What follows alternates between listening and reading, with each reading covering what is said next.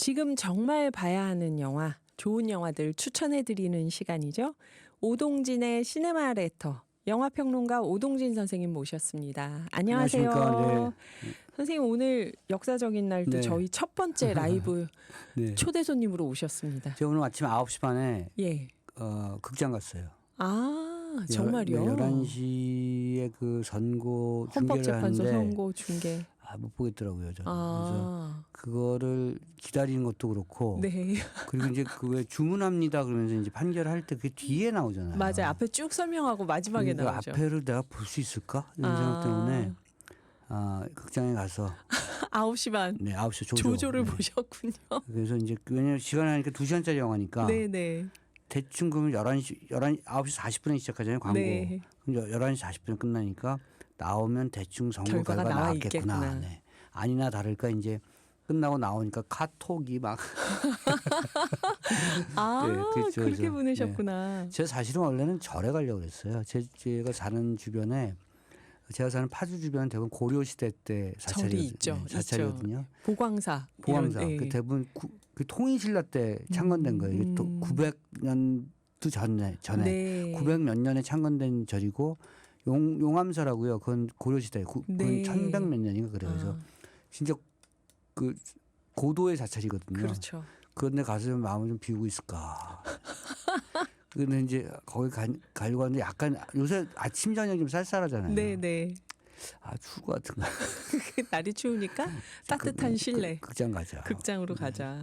그리고 무슨 이제 영화 보셨나요? 하정우 씨가 요새 코미디를 자꾸 만들어요. 약간 괴랄한 작품인데 괴작. 네. 지금 안 되고 있죠. 근데 이제 난 하정우 씨하고의 우정도 있고 네. 영화를 우정으로 보면 안 되겠습니다만 적어도 보긴 해야 될 것 같아서. 네네. 네. 그래서 얘기 안 하려고. 그래. 더 여쭈지 않겠습니다. 영화에 대해서. 하정우 씨가 좀 뭐랄까요. 진지한 작품에 출연도 많이 하거든요. 본인이 예전에 박중훈 씨 같은 생각 좀 하는 것 같아요. 박중훈 씨가 코미디 영화의 귀재고 코미디 연기를 좋아하고 네. 만들어도 코미디 영화를 만들고 싶어 했거든요. 네네. 사실은 뭐 배우가 다양해야 되냐. 한 우물을 파는 것도 나쁘지 않은 거 아니냐. 예. 하정우 씨가 그걸 좀 따라가나 싶은데 내가 봤을 때 코미디 안 맞는 것 같은데. 약간 아이러니한 웃음을 추구하는 사람이라 대중적인 막 폭발의 어떤 웃음이나 유머는 아닌 거거든요. 그러니까 말대로 괴랄이에요, 괴랄. 괴랄한 작품. 정서나 장르를 막 뒤섞었나 보죠. 관객이 보면서 따라갈 수 있는 정서의 선이 막. 약간의 유머 코드가 좀 다른 것 같아. 그럴 수 있다고 생각해요. 왜냐하면 이제 연기자니까. 네네. 웃음의 어떤 그게 좀 다를 수 있죠. 지금 저희 보이는 라디오에 홍보 영상이 나오는데요. 네. 저 영상만 봐도 웃음 포인트가 좀 어려워 보이긴 합니다. 그렇죠. 김희성 씨가 특이한 역할인데 어쨌든 좀 잘 되길 바라겠습니다. 네, 영화 로비. 네. 핑계를 계엄 사태를 대면 안 되니까. 네. 영화는 일단은 대중적으로 뭔가 있어야 되거든요. 네. 잘 되길 바라겠습니다. 네. 오늘 역사적인 날 오동진 선생님의 떨림을 함께했던 로비입니다. 하정우. 근데도 사실은 계속 안에서도 영화를 보는지 뭐. 다시 보면 혹시 재밌을 수도 있겠어요. 그러니까 이제 집중을 못하고 보니까. 그래서 지금 함부로 얘기를 안 하는 거예요. 그러니까 이제 내가 약간 그런 마인드로 봤기 때문에 내가 좀 제대로 다시 한번 제대로 봤는데 더 아니면. 그래요. 선생님의 오늘 아침을 하정우님의 로비와 함께 했습니다. 선생님이 극장 직접 가셨잖아요. 네. 오늘 아침에. 근데 우리 극장 안 간다고 맨날 오실 때마다 야단치시잖아요. 네. 국내 극장가가 지난 3개월 동안 어땠을까요? 많이 안 갔겠죠. 아무래도. 저점은. 예. 어수선하니까 더 안 가게 되죠. 아니 너무 많은 것에 시달렸어요. 그런 이제 제가 말씀드렸잖아요. 영화는 둘 중에 하나를 해야 돼요. 아주 어두운 영화가 나오거나 무지무지하게 웃긴 영화가 나와야 돼요. 네. 사람들은 아주 어두운 영화를 선호하는 이유가 현실을 좀 해석을 해줄까? 이런 영화들이 왜냐하면 어두운 현실을 그리고 있고 네. 그것에 대한 답안을 마련하려고 하거나 실제로 뭔가 판타지 하더라도 이게 비현실적인 얘기를 하더라도 뭔가 이렇게 좀 통로를 열어주는 것 같은 느낌이 있잖아요. 네, 그러면 네. 그런 영화를 찾아요. 그래서 그 이른바 이제 다크한 영화들, 네. 누아르 이런 것도 찾는 거거든요. 근데 그 반대로 다 잊고 싶은 거예요. 무지하게 웃고 막 야하면서도 웃기고 막 이런 거 있잖아요. 네. 둘 중에 하나도 못한 거야.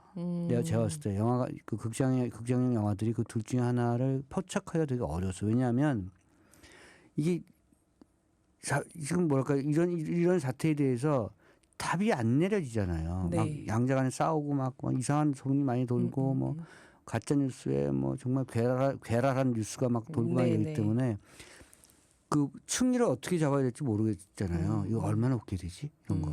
이 정도 웃기면 될까? 네. 이런 거하고 얼마나 더 직접적인 얘기를 해야 되는 거지? 이런 거. 서울의 봄. 네. 명쾌하잖아요. 그거는. 네. 그때 우리가 역사를 알고 있으니까. 그런 영화가 이제 그런 것들 지점을 포착하기가 쉽지가 않은데 3개월간 너무나 정체돼 있으니까 사회가 안 되는 거죠. 사람들이 그 흥미를 느낄 수가 없어요. 영화에. 마음이 그런데 뭐. 그렇죠. 뉴스가 하루하루 너무 네. 상상을 초월하는 게 나오면. 요새 그 조재즈라는 가수가 모르시나요? 네. 선풍적인 인기잖아요. 예. 그 이모셔널하게 확 오는 거예요. 그런 게. 뭐 젊은 친구들이나 나이 먹은 분들도 그 노래 듣고 막 우는 거야. 왜냐면 쟤도 나처럼 슬프구나 이런 거 있잖아요. 슬픈데 그냥 슬픈 게 아니고 약간 짜증나면서도 뭔가 뭐 이런 거 있잖아요.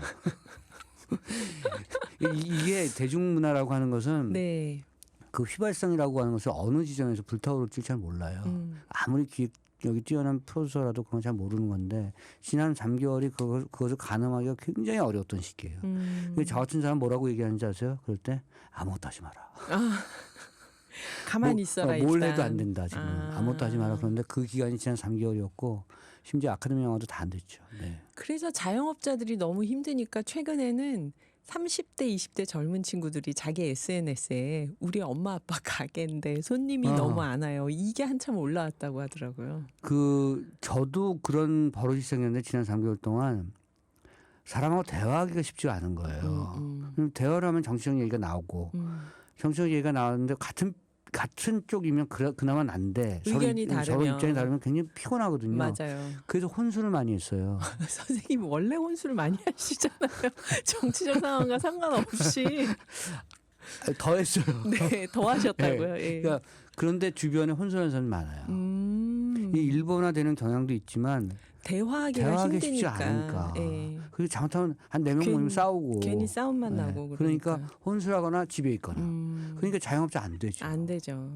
자영업자가 되는 것도 뭐 경기를 풀어줘야 되는 것도 있고 지금 추경 왜 안 해요? 돈 풀어줘야 되잖아요. 그러니까 양적 완화를 해야 되는 거고 그 가운데 정치적인 라이블리한 뭐가 있어야 되는 거예요. 네네네. 이게 활기가 있어야죠. 모이고 싶어야 되는데. 가서 생맥주 한잔 하자는 소리가 자연스럽게 나와야 되는데 그게 자영업자가 살죠. 제가 말씀드렸잖아요. 한국에 자영업자 너무 많아요. 많은 이유는 산업의 본체에서 자꾸 밀어내기 때문에 그런 거잖아요. 그러면 폭력적으로 자영업자 수를 줄이는 것이 능사가 아니라 네. 산업의 본체를 어떻게든 살려야 되는 거잖아요. 다른 직업 가질 수 있게. 그렇죠. 그리고 거기서 뭐랄까요, 그 복지를 좀 해주고. 네네. 이러면 이제 그 자영업을 좀 안 하고 좀 나중에 하고 지금 예컨대 그런 자금으로 좀 살다가 네. 그럼 이제 자영업자 수가 이렇게 급속도로 막 늘지 않는데 출혈 경쟁하지 않잖아요. 한 집 건너 하나에 생맥주 집이면 또 어떻게 하겠습니까? 다 안 되죠. 네. 저는 한숨만 나요. 제가 다 해봤잖아요. 선생님 맞아요.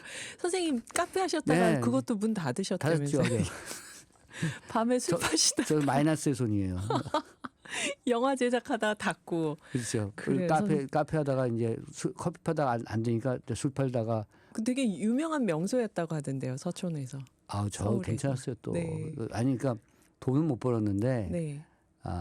많은 사람들이 왔었죠. 분위기는 좋고. 네, 많은 사람들이 오고 뭐 그때 그 촛불 시위할 때 거기가 네. 마지노선이었어요. 거기까지 사람들이 네. 모이는 거였어요. 거기가 경찰, 기자 다 있어. 다 모여가지고 선생님네 카페에서 술 마시고. 네. 그다음에 뭐 커피 마시고 제가 사발면 줬거든요. 공짜로. 공짜로요. 그리고 어느 날 제가 페이스북에 올렸어요. 사발면 주니까 좋아하는 것 같다. 사람들이 또 사발면을 보내는 거야. 아, 주라고. 주라고. 야. 그러니 그렇게 따뜻하고 화목한 분위기에서 돈만 못 벌고 다 사발면 하셨네요. 있죠, 화장실 있죠, 그다음에 와이파이 있죠. 네. 온갖 사람들이 다 모여가지고 돈은 못 벌고. 안 했어요, 저는. 그리고 그래요. 선생님은 역시 영화 평론을 하셔야 되는 운명이라. 그 지난번에 아카데미 네. 후보작 막 얘기해 주셔서 저희 좋은 영화들 많이 소개해 주셨잖아요. 싹 망했어요. 아, 네. 아, 다 관객이 다 안 들어갔나요? 아노라는 좀 일찍 개봉했는데 저는 사실은 아카데미 수상을 하고 나서 다시 재개봉을 할 줄 알았더니 재개봉을 안 안 하더라고요. 했고. 아노라가 좀 그 한 두 달 전, 상 진짜 많이 받았는데. 한 달 반 전쯤에 개봉했는데 안 좋았어요, 네. 성적이. 그리고 오해를 많이 받았고요. 한 시간이 너무 야해서 이거 무슨 뭐 섹스 영화야? 네, 뭐 이런 선정적이다. 그리고 약간 보수적인 층의 관객들에서 약간 그런 악플이 좀 왔고 그래서 재개봉 또 안 했어요. 안 됐고 제일 안 된 게 에밀리아 페레스예요. 에밀리아 페레스. 네. 브루탈리스트는 뭐 워낙 3시간 반짜리 영화니까 거기에 한계가 있었습니다만 에밀리아 페레스는 생각보다 망했어요. 오. 저는 사실은 안 될 거라고 생각해요. 왜냐하면 한국에서 어쩌니 저쩌니 해도 한국 사회가 오픈되고 뭐 개방되고 뭐 한다 해도 그 트랜스젠더 영화가 잘 안 돼요. 그 사람들 거부감이 있는 것 같고 비호감이 있는 것 같아요. 그러니까 네. 그래서 그런 부분에 있어서 상업적으로는 좀 약간 약하다. 네, 약하다라고 생각했는데 네. 그거 생각보다 더 안 됐어요. 아이고. 그런데 의외로 콘클라베가 됐어요. 콘클라베. 유일하게 그 하나 됐어요. 아, 이거 왠지 우리 상황하고도 관련이 있을 것 같아요. 23만 이게. 됐거든요. 아. 그래서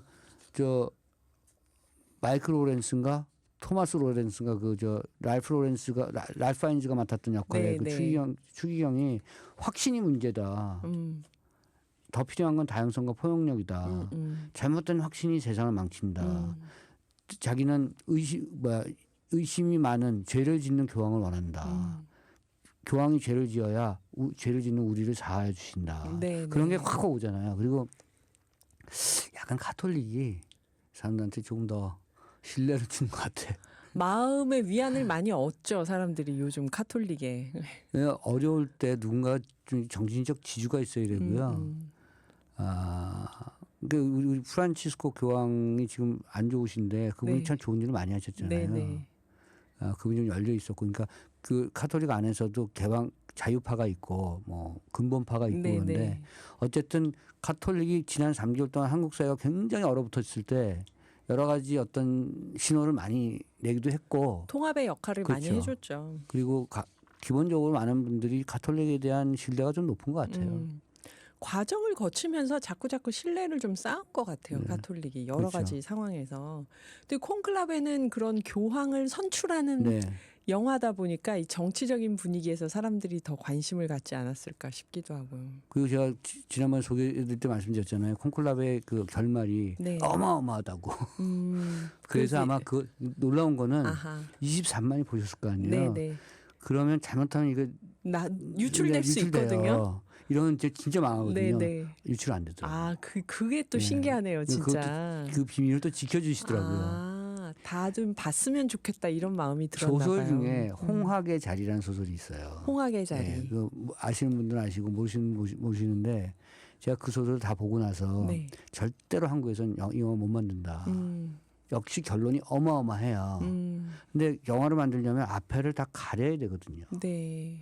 앞에를 다 가릴 수 없고 제작자 입장에서 보면 반드시 유출될 것이다. 결론이. 결론 다 유출된다. 결론이 한번 유출되면 이런 영화는 그냥 바로 망해요. 굉장히 리스크가 있는 영화이거든요. 네. 콘클라베도 사실은 콘클라베는 왜 유출이 안 되냐면 설마 가톨릭계에서 설마 이렇게 엄청난 반전의 얘기가 있을까라고 생각을 하기 때문에 그런 것 같고요. 그리고 겸허한 마음으로 이 영화의 결말을 받아들이신 것 같아요. 겸허한 마음으로. 그냥 겸허하면 죽거든요. 아. 그렇지만 지금 생각해도 어마어마한 거죠. 어마어마한 결론이다. 네. 콘클라베는 지금도 보는 사람들이 많고 제 주변 사람들이 다 보라고 권하더라고요. 이 영화를.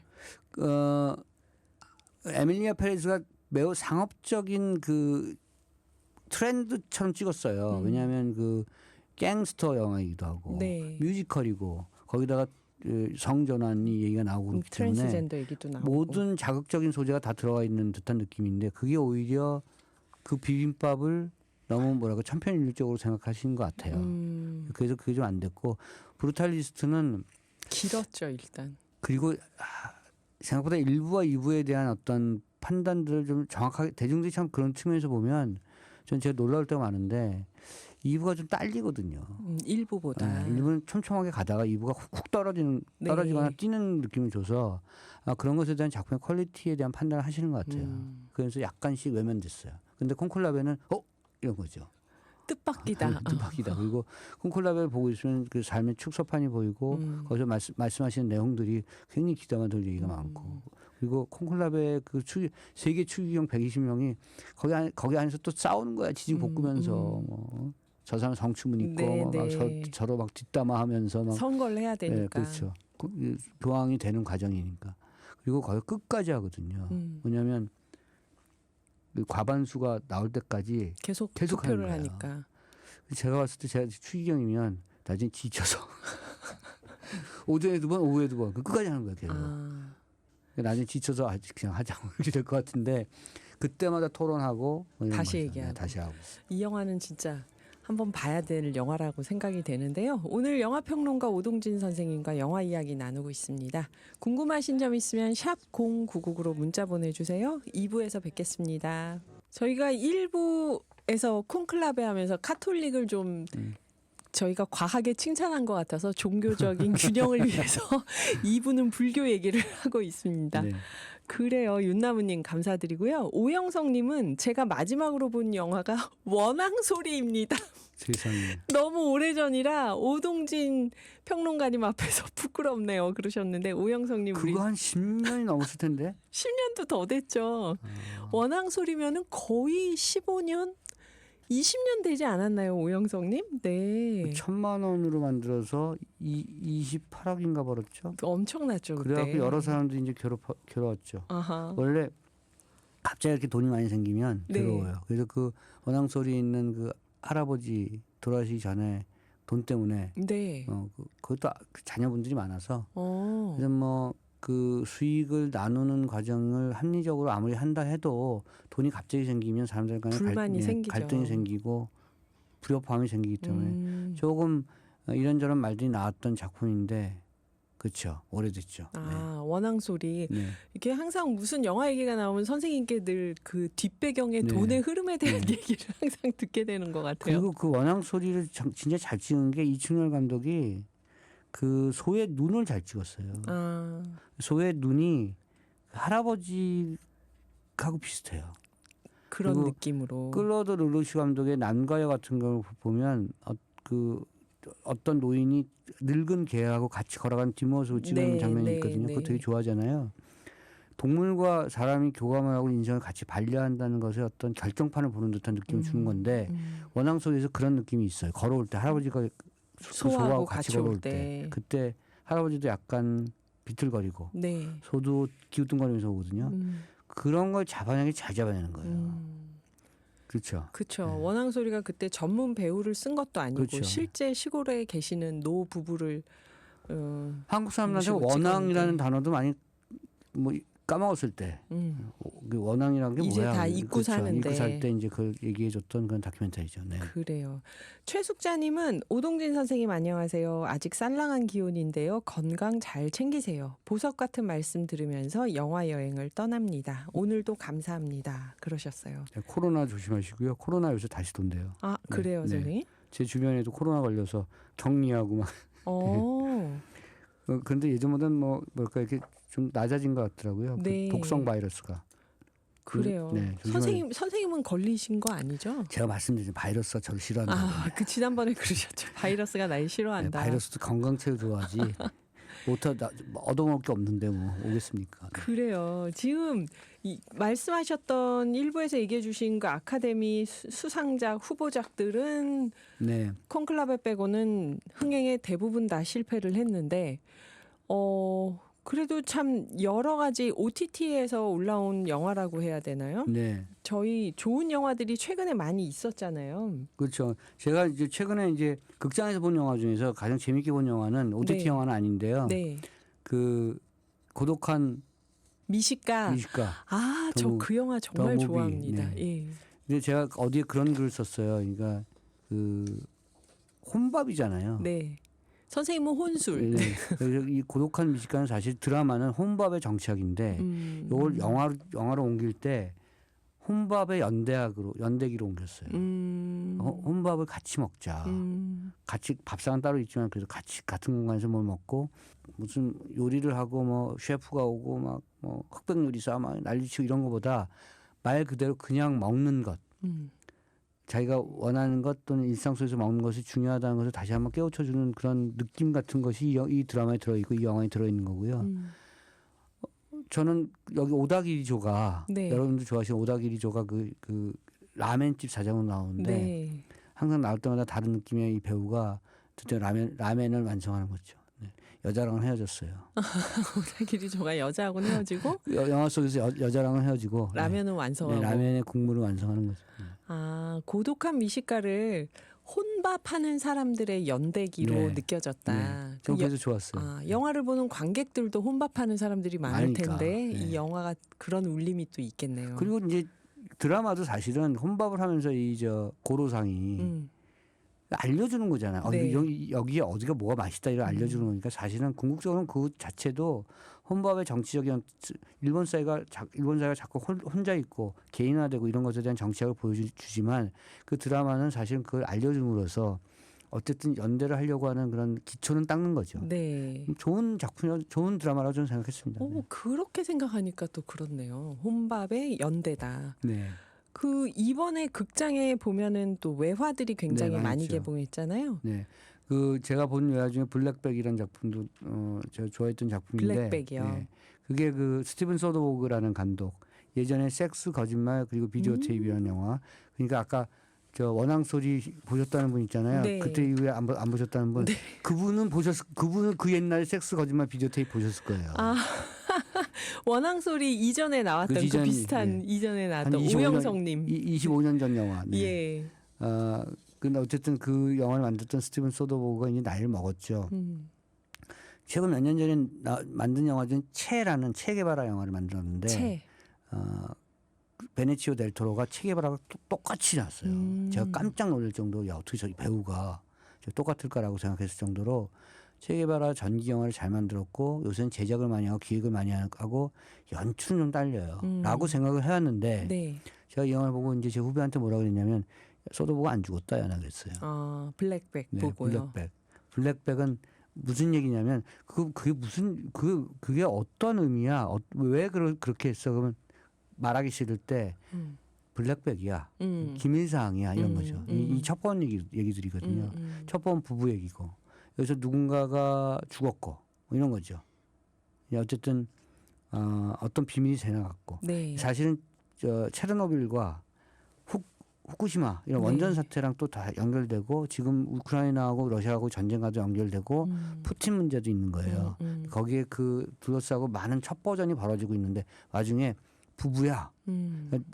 아내가 하는 일을 남편하고 격리가 돼 있지만 네. 차단막이 있지만 아내가 무슨 일을 하고 있는지 남편이 알고 있는데 남편이 알고 있다는 걸 알고 있다는 걸 아내가 또 알고 있고 아내가 알고 있다는 걸 또 남편이 알고 있고 이런 거죠.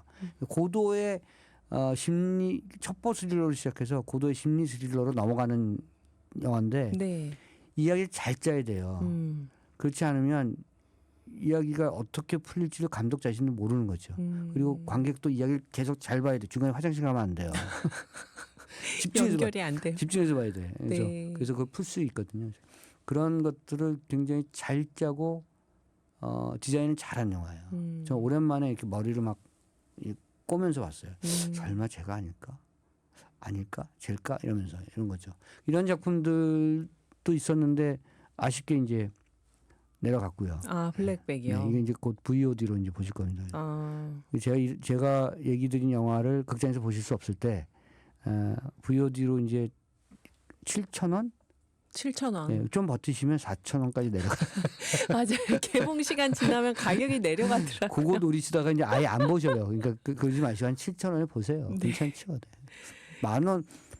만 원짜리도 있어요. 그러니까, 10,000원짜리 있어요, 네, 선생님. 바로 개봉 직후면 그렇거든요. 네, 그러니까. 또 인기 있는 것도 좀 그렇죠, 10,000원으로 네. 가죠. 이런 블랙백도 있고 지금 개봉되는 그 재개봉작 되게 많고요. 그 휴 그랜트 영화에 헤레틱이라는 영화 있거든요. 공포 헤레틱. 미스테리예요. 헤레틱이 2단이란 뜻인데 그렇죠. 여기 배경이 몰몬이에요. 아, 몰몬이 어디가 많죠? 미국이 많죠. 미국 어디?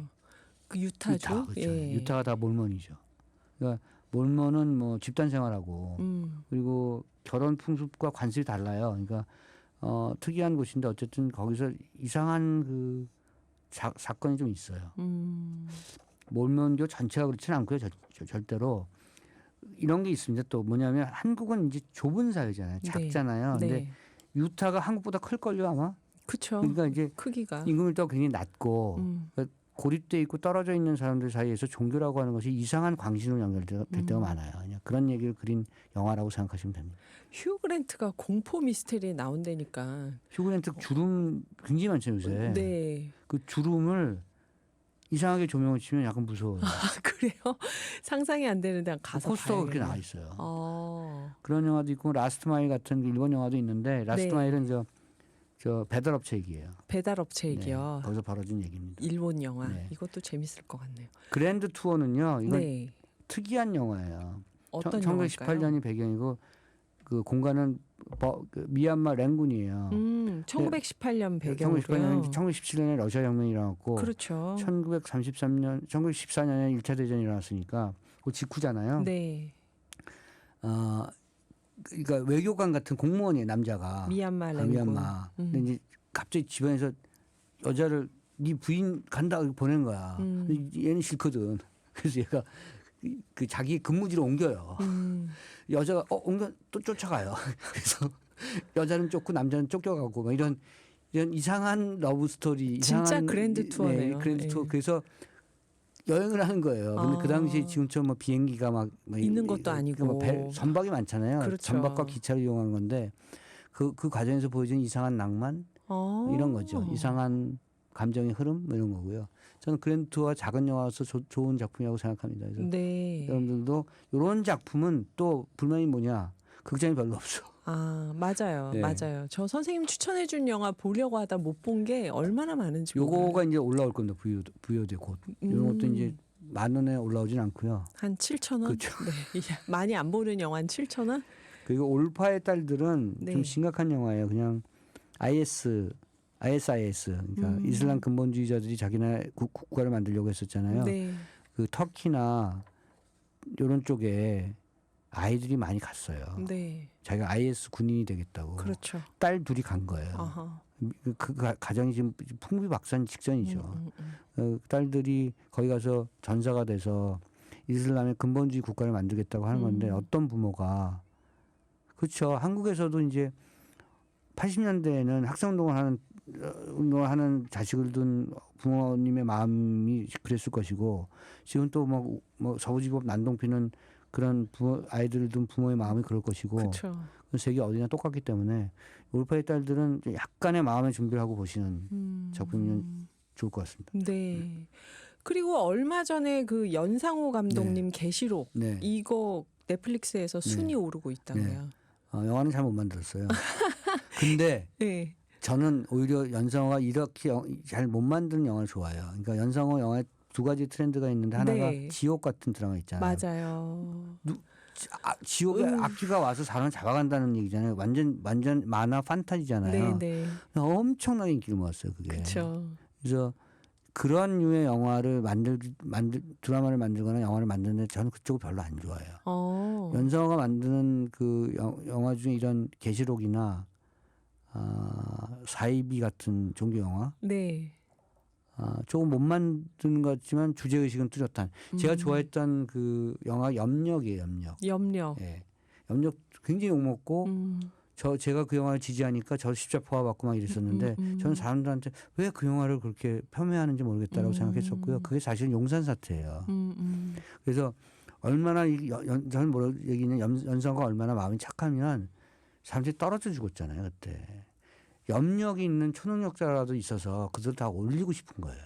부양시키고 싶은 그런 욕망을 그린 영화라서 저는 그 영화 굉장히 좋아했어요. 근데 계시록이 많은 분들은 재미없다. 네. 연상스럽지 않다라고 얘기하는데 그게 사실은 연상스럽다고 저는 생각하고 다만 유준열이라는 배우가 좀 안 맞는 것 같긴 하다고 생각했어요. 역할하고. 예. 연상호 영화가 안 맞을 수 있어요. 유준열 예, 씨하고요. 이상하게 안 맞을 수 있어요. 유아인이 예전에 그 지옥에서 네. 그런 역할 했었잖아요. 무슨 교주 역할 했는데 네. 잘 맞는 경우가 있고 그렇긴 한데 어쨌든 저는 계시록을 그런 측면에서 주제적인 측면에서 잘 봤고 저는 이런 영화들에 대한 뭐랄까 사람들의 그 뭐랄까 관심이 좀 있어야 된다고 좋겠다. 생각합니다. 네. 그래요. 연상호 감독님이 선생님 말씀 들으면 힘을 얻겠어요. 좀 너는 못 만든 영화가 진짜 좋더라. 이런 게. 저를 별로 안 좋아하는 것 같아서. 그래요? 계시록은 요한 계시록. 네, 그렇죠. 뭐 7일 동안 말 안 들으면 7일 동안 막 눈과 막 비를 그렇죠. 쏟아부어서 우리 세상 망하고 막 썩은 물고기 막 떠오르고 막. 그렇죠. 예. 우리가 인류가 어떻게 멸망하는가, 최후 심판을 받는가. 세븐 사인 주고 막 이런 거죠. 네. 무서운 계시록 얘기죠. 얘기. 그러니까 정서에서 사람들이 너무 지나치게 행동할 때 거기에 대한 계시를 주는 너 이렇게 하면 너 혼나 이런 거죠. 그 계시가 계시록입니다. 우리 사회에 대한 어떤 이야기를 연상호 감독님이 계시록에 담았던 거라고 봐야겠네요. 사실은 개신교 기독교에 대한 그 비판이 굉장히 강해요. 저는 사실 연상호가 어렸을 때 무슨 일이 있었을까 이런 생각을 하죠. 그런 궁금함이 들 정도로 기독교에 대한 아주 날카로운 비판이 강한데 네. 그 교회 다니시는 분들이 이거 싫어하실 수도 있지만 사실은 인정해야 될 부분도 있는 거예요. 그래서 교회가 저는 뭐라고 생각했냐면 이게 이상한 얘기일 수도 있지만 교회가 자본주의와 결합하면 대형화돼요. 프랜차이즈화되고 거기서 모든 문제가 발생할 수 있는 거거든요. 그래서 그거를 제가 이제 티켓을 팔고 수익을 얻듯이 그 신도수를 늘려서 교회의 어떤 그 부를 축적하려고 하는 그런 것들이 있기 때문에 그런 문제들을 많이 비판하고 있는 사람이 연상호죠. 연상호다. 네. 또 선생님 오시면 항상 우리에게 독립 영화의 길을 또 보여주시잖아요. 네. 추천하고 싶은 최근의 독립 영화는 뭐가 있을까요? 윤솔지 감독님 제로섬. 제가 항상 말씀드리지만 이게 11년 지났잖아요. 네. 그러니까 작년에 그러니까 10년이 돼서 이게 세월호에 대한 얘기죠. 그러니까 어떤 사람이 10년 됐으니까 이제 이 다큐 만들자. 그때부터 자료 모으고 그때부터 사진 모으고 이렇게 만든 게 아니고 2014년부터 만들기 시작한 거예요. 그러니까 윤솔지의 제가 놀라운 점은 뭐냐면 10년 동안 만든 거예요. 이거를. 훌륭하다 진짜. 그러니까 제가 그래서 사람들한테 윤솔지는 10년 만들었으니까 당신들 1시간 반은 봐라. 그렇잖아요. 그녀는 10년을 만들면서 고생을 했으니까 1시간 반짜리 영화를 보러 가기 위해서 한 1시간 반 정도 발품 팔자. 그 정도는 해주는 게 맞지 않느냐. 그래서 제가 제로섬에 대해서 요새 많은 지지 선언을 하고 있고 놀랍게도 영화를 공부 안 한 친구예요. 잘 만들었어. 그래서 제가 이제 전화했죠. 진짜 네가 만든 게 맞느냐. 그런 식으로. 근데 어쨌든 10년의 공력이 이런 것들을 만든 거예요. 그러니까 다큐멘터리가 사실은 진심과 의지의 산물이에요. 10년 동안 뭐 제대로 돈을 벌었겠습니까? 뭘 했겠습니까? 뭐 그런 것 같고요. 또 하나 작품이 목소리들이라는 작품인데. 목소리들은 4.3 이야기. 여성 4.3 때 그 희생당했던 또는 그 희생의 대상이었던 여성들의 드디어 주체적 목소리를 내기 시작한 거예요. 목소리가 갖고 있는 것은 아이덴티티잖아요. 그 여성들의 목소리를 담아내는 다큐가 어떤 여성학자가 그런 것에 대해서 논문을 썼나 봐요. 논문을 쓰려고 했나 봐요. 그래서 이 다큐멘터리 기획자가 그 학자하고 뭔가 결합을 해서 이렇게 그 얘기를 담은 거죠. 실제로 4.3에서 희생당한 사람들이 남자나 아이들만이 아닐 거 아니에요. 그렇죠. 여성들 사실 많죠. 전쟁이나 그런 갈등에서 가장 쉽게 피해받는 게 여성이니까. 그러니까 가로 열고 여성들의 가로 닫고 목소리들인 거죠. 이 작품도 저는 제가 마지막 말씀드리는데 4.3, 그러니까 뭐 그 전에 반민특위, 뭐 4.3, 뭐 이런 등등의 문제가 잘 정리되지 않았기 때문에 아직도 그렇죠. 그래서 12.3까지 왔다고 생각합니다. 그러니까 역사적인 문제를 한번 잘 정리를 해야 돼요. 세월호의 그 가치가 이 목소리 제로섬 다큐의 가치가 뭐냐면 제로섬 그 세월호의 문제를 잘 정리를 해야 그 똑같은 일이 안 벌어진 게 아니라 그 동종의 일들이 안 벌어지는 거예요. 네. 역사적으로. 12.3 사태도 사실은 이 세월호 문제를 잘 정리했었어야 된다고 봅니다. 그거를 윤석열 같은 전문 감독은 아닌데 윤석열 같은 그 감독이 지금 다시 선언하고 있는 거예요. 이거 빨리 정리하자. 정리하는 것은 세월호만의 문제만을 얘기하는 것이 아니다. 우리 시대와 우리 사회를 정리할 건 정리하자는 거죠. 이거 굉장히 필요한 부분인 것 같고요. 어쨌든 이런 영화들이 막 주류가 아니에요. 네. 그러니까 막 목소리가 많아져서 막 어디서 시위가 벌어지고 이런 것도 겁내실 필요 없고 작은 목소리들이 저 변방에서 지금 얘기를 하고 있는 걸 단지 귀담아 듣고 그것에 대한 내면을 축적하시면 됩니다. 그리고 제발 정책을 하시는 분들이거나 정치를 하시는 분들이 이런 작품들 좀 보시고 자꾸 음모론 얘기하지 마시고 네. 그래서 사람들의 생각과 사람들의 어떤 시선이 어디에 모아지고 있는가를 판단하시는 것이 좋다고 생각합니다. 지혜원 감독의 목소리들, 윤솔지 감독의 제로섬, 선생님께서 귀담아 듣고 내면을 축적하자 하고 추천해 주신 독립영화입니다. 극장에 걸려 있고요. 오늘 평론가 오동진 선생님과 함께 했는데 선생님 다음번에도 또 이렇게 풍성한 이야기 부탁드립니다. 네. 영화 잘 돼야 제가 잘 되기 때문에 다음 주 뵙겠습니다. 네, 감사합니다, 선생님. 고맙습니다. 네.